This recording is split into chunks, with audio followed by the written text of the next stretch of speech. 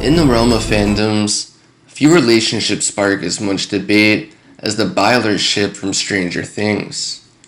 Fans ship the unlikely pairing of Mike Wheeler and Will Byers, fueled by subtext, character development, and a desire for representation. However, this ship has faced a significant amount of controversy and hate, often leading to heated discussions within the community. In this video, we'll explore the roots of this animosity, the narrative surrounding Byler, and why this backlash is ultimately unnecessary. We will ultimately end with the question, could Byler work, and how would it affect the rest of the show? Real quick, here's a special treat for you guys that we can discuss later, and what it means. Can't get me in trouble. I don't want to say it. Spoiler. Oh shit. Okay. What does it mean? How's their relationship? Alright, we'll get to that later. So just remember that this is only part 1 in this 2-parter called The Byler Experiment. Do you remember the first day that we met? It was the first day of kindergarten.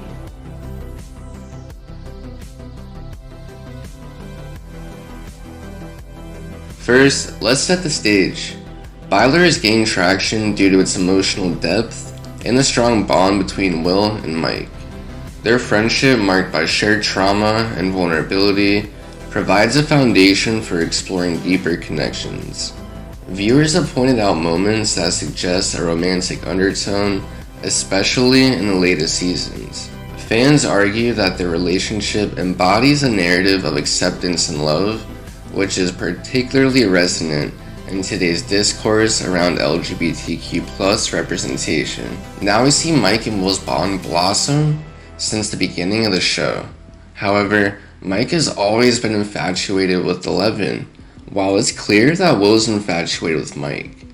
It's personally hard for me to see Byler as a real ship because we've only gotten to see Mike and Elle together, not leaving much room for us to interpret or build off of Mike's potential sexuality. You also have to consider, when you're young and fall in love, you have only known that love in your formative years, and there's honestly a chance that there's a lot more to Mike's sexuality under the surface given the chance to be himself, instead of wrapped up in the chaos that is Hawkins and also his turbulent life and history with Elle.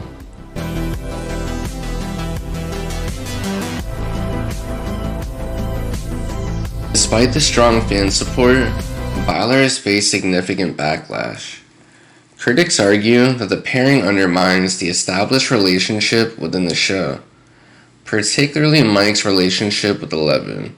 Personally, I can understand this angle, as I've always cheered for Mike and Elle, as it's always been crafted as a star-crossed lover tale, and their love for each other has grabbed so many of us. With that said, it's really not that deep. Some fans go to lengths to express outright disdain, claiming that shipping Byler is disrespectful to the original character dynamic. While sure, I agree that Elle and Mike seem to belong together, that does not simultaneously make me want to light my torch and grab my pitchfork. I actually think there are enough threads to tie together a strong Byler narrative. The more it's observed, the more I can see the Byler ship actually getting some wind in its sail. This leads to a polarized environment, where shipping wars erupt, pitting fans against each other. I very much wish that this was the main reason for its backlash, but unfortunately there is a bigger, more evil villain at play, and it's not Vecna. It's homophobia.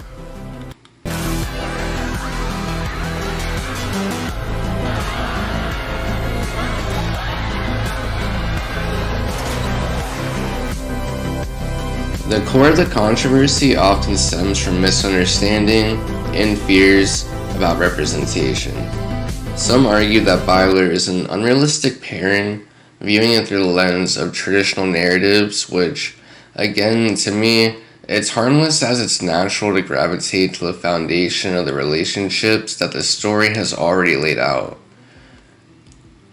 They fear that supporting the ship might shift focus from established relationships that have already been developed. This fear can morph into hostility, as some fans feel protective of what they perceive as canon relationships. There are deeper societal issues at play. Conversations around LGBTQ+ representation can provoke discomfort in certain audiences. For some, the idea of a male-male relationship, particularly among young characters, can spark resistance rooted in cultural biases. It's 2025. Come on now. Unfortunately, this resistance often manifests as hate directed towards fans who support Byler. The hate stems from a place of homophobia and not from a place of creative concern for the plot.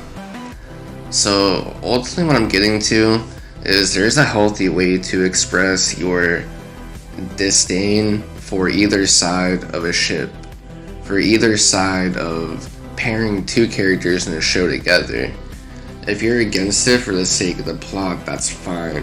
But when personal hate comes into things, and you are becoming pure homophobic just for the cause, you kind of lost me.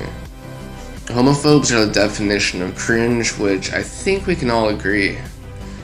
We can also agree that having different ships and differing opinions on how the ship can affect the show, and I think that there is room to respect all of these, except homophobia. Honestly, homophobia can go fuck itself straight to the upside down.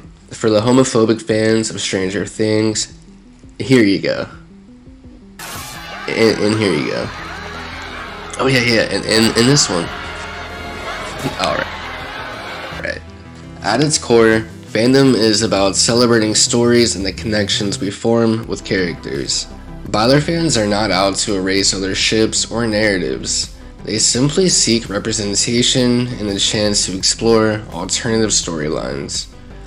Disparaging those who support Byler can alienate members of the community who already feel marginalized. Similarly with the Malevolent shipping fans, with the Malevolent ship there are also unfortunately fans on the Byler side that have attacked that side of the fandom. I try not to get too deep into the fandom or shipping wars. That's a bit too much for me, but I did want to bring attention to the unnecessary hate that the Byler ship seems to get. Fiction thrives on the exploration of what-if scenarios. Byler's potential as a relationship opens up narrative possibilities that can deepen the show's themes of love, acceptance, and identity. Dismissing this ship limits the scope of storytelling and character development. Every fan interprets stories differently based on their experience and identities. Dismissing or deriding a ship because it doesn't align with one's views overlooks the diversity of perspectives that make fandoms vibrant and engaging. Characters evolve and relationships can shift in unexpected ways. Just as we see characters change throughout Stranger Things, their relationships can grow and develop in complex and multifaceted ways. Byler is just one possibility among many. The cast seems to be more confused and isolated more than ever due to the extreme conditions of what they endured in Season 4. So I can see this being a catalyst for Mike clinging on to the one true comfort he's always had, his best friend Will. You see, Mike and Elle have only had a few moments of normalcy without the Upside Down trying to tear them apart, only for them to unite stronger. Eventually, one has to wonder if Mike has ever seen himself outside of the chaos of his current life and his connection to Eleven. I'm not saying that Elle is at all the source of his troubles, but I am saying that it's truly hard to find yourself when you've always clung to the same person while going through non-stop adversity. What if Mike truly has not found himself? What if when the big evil is vanquished, he realizes that he's not in love with Elle? He's in love with the idea of saving her. His true love has always been the real rock that was always there. The same one that Mike would do anything to save. And that is Will. Alright, now on to that clip that I promised earlier in the video. This is from the Stranger Things con, aka the Upside Down con. And here's some footage of Noah Schnapp and Karen, who plays Mike's mom, talking about Byler. evolved. I mean, I think it's had its ups and downs in the beginning. I feel like you could tell right from the beginning Mike and Will were like a pair, and it was Lucas and Dustin who were a pair, and Mike was always super protective of Will, and Will always leaned on him. And you could never really tell if it was like something romantic or just like a really special friendship. And then as it goes on, you kind of realize that Will does have... Am I allowed to say? I think in season 5, because I know like as an actor, like what happens is like you think about things from like as you're approaching it as an actor, but I think from like a story perspective, you just see like a friendship evolving where, you know, when you have a friendship, like people just go through different things and sometimes they come apart and they come together, and they come apart and they come together, and like... But I will say... and we'll see what happens. Yeah, and they... Actually, I'm not gonna say that. The controversy surrounding the Byler ship reflects broader discussions about representation, narrative ownership, and the nature of fandom itself. While it's natural for fans to have different opinions, the hate directed at Byler supporters is unnecessary and counterproductive. Instead, embracing diverse interpretations can enrich the conversation around Stranger Things and foster a more inclusive fandom. Let's celebrate the stories that resonate with us all, and remember that every ship has its place in the vast ocean of storytelling. This has been part 1 of the Byler experiment. Part 2 is where I want to dive into the scene and specific moments in the show to see if the Byler ship truly is a possibility, and all the clues we've seen between Mike and Will.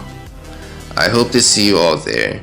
Send this video to any Byler fans, and finally, thank you all so much for your patience, as life kinda got in the way and made getting this video out almost impossible.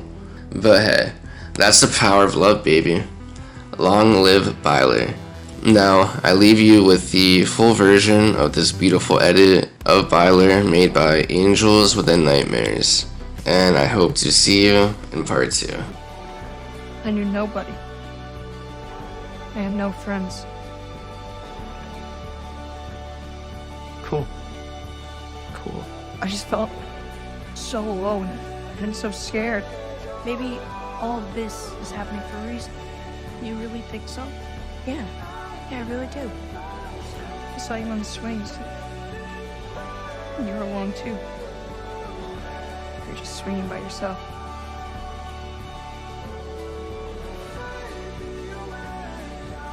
I just walked up to you and I asked if you wanted to be my friend.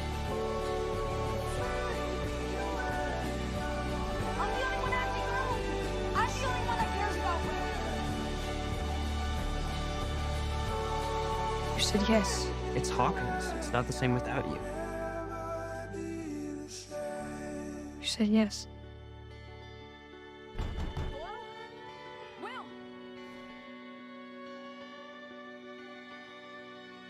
This is amazing. Did you paint this? It was the best thing I've ever done.